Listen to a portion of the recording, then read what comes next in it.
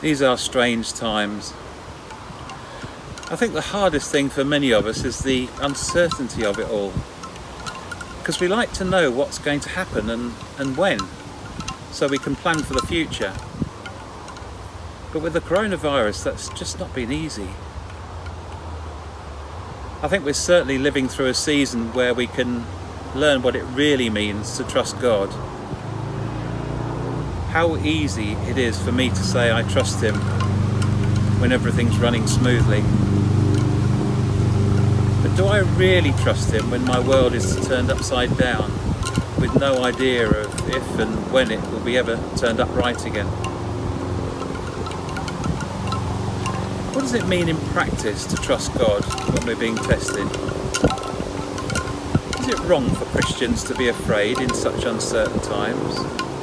Surely it's normal and understandable to be fearful in extremely hard circumstances, isn't it?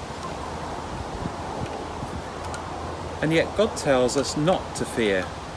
Isaiah 41 speaks of God's promise to Israel and to us all. Do not be afraid. I am with you. I am your God. Let nothing terrify you. I will make you strong and help you.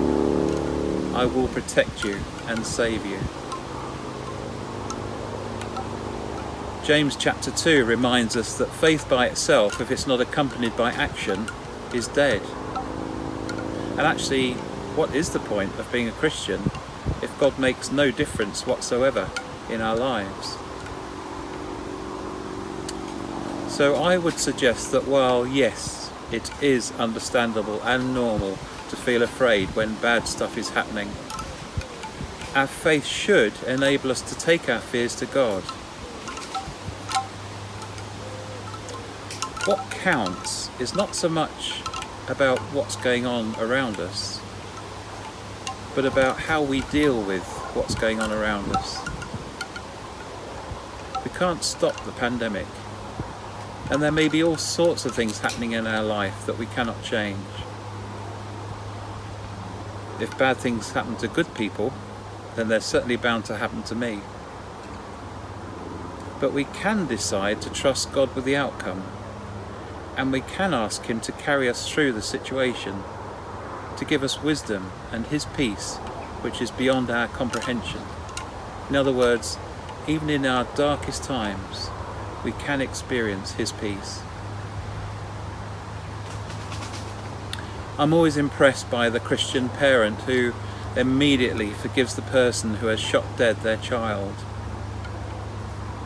Forgiveness won't bring their child back to life, but for sure they will have received God's peace in their hour of terrible darkness.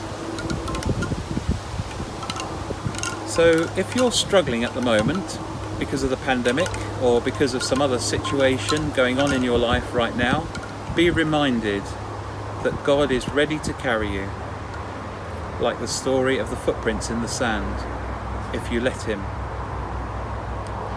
Let's not just say we believe in God, but let our actions, the way we respond, the way we behave, demonstrate that what we say, we really believe. I think then will our non-Christian friends and family take notice when we talk about Jesus. I think then will we surely be blessed.